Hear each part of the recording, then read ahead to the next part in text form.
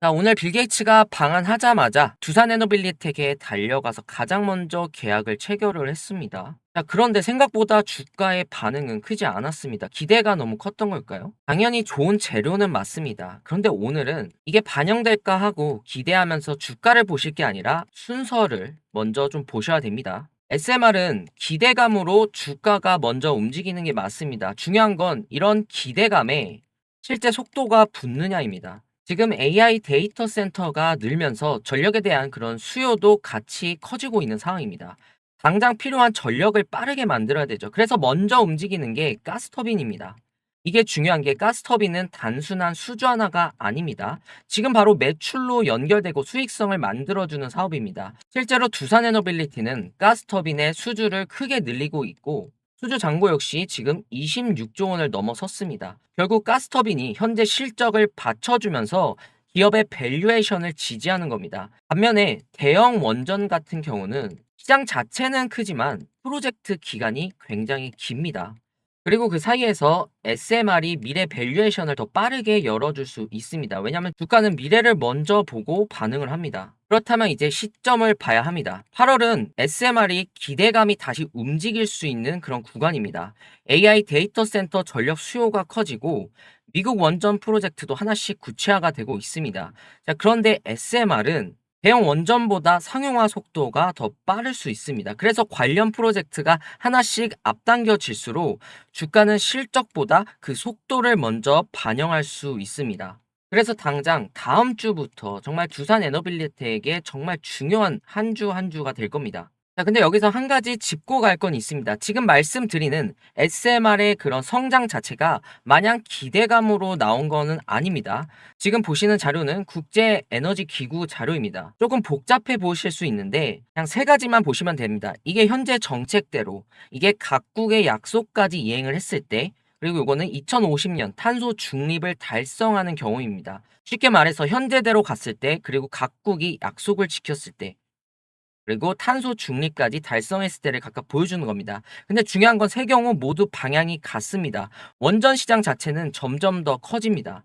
그에 따라 SMR 자체도 점점 커지는 구조로 가고 있습니다. 국제에너지기구 정책과 산업 지원이 강하게 붙을 경우에 그 잠재력이 SMR이 2050년 120기가와트까지 확대될 수 있다고 봅니다. 현재 정책을 기준으로 해도 40기가와트 수준까지 전망을 하고 있습니다. 지금 이 시나리오에 따라 시장 규모가 크게 달라지는 겁니다. 그런데 주주님들 입장에서는 2050년 이 숫자만 보고 있으실 수는 없잖아요. 그래서 나는 언제 보상을 받느냐. 이게 굉장히 중요하죠. 주가는 2050년을 기다리지 않습니다.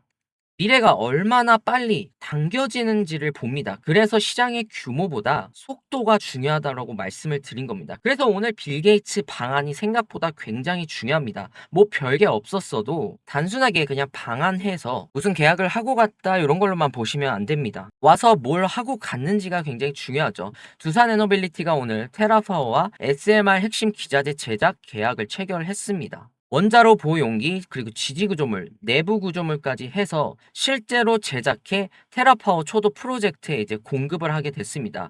더 중요한 건 두산 에너빌리티가 앞서 테라파워 제작성 검토를 이미 진행을 했습니다. 이게 지금 시장에서 말하고 제가 강조드렸던 바로 속도입니다. 그리고 두산 에너빌리티는 원자로를 직접 설계하는 건 아닙니다. 테라파워가 원자로를 개발하고 두산 에너빌리티는 핵심 기자재를 제작합니다. 이게 중요한 이유가 있죠. SMR 시장이 빠르게 커지려면 결국 원자로를 실제로 만들어야 합니다. 설계만 있다고 발전소가 만들어지는 건 아니죠. 제조할 결국 공급망이 필요한 겁니다. 오늘 두산 에너빌리티가 그 공급망 안에서 실제 제작을 맡은 겁니다. 그리고 오늘 빌 게이츠 방안을 계기로 국내 기업들의 역할도 굉장히 구체화가 되고 있습니다. SK는 사업개발, HD 현대는 제조, 그리고 현대건설은 EPC, 두산에너빌리티는 핵심 기자재, 미국 SMR 프로젝트와 한국 공급망이 지금 연결이 되고 있는 겁니다.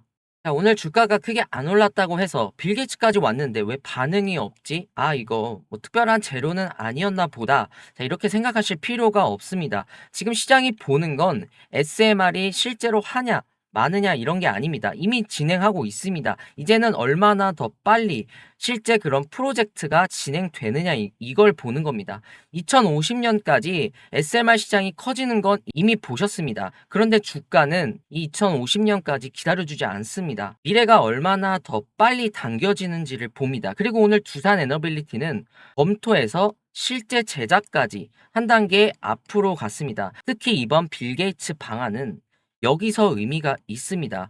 미국 SMR 프로젝트들이 속도를 내기 시작하면 이제 두산 에너빌리티가 진행 중인 수주들도 더 속도를 낼 수 있고 다른 미국 SMR 기업들의 국내 공급망 협력도 속도가 붙을 수 있습니다.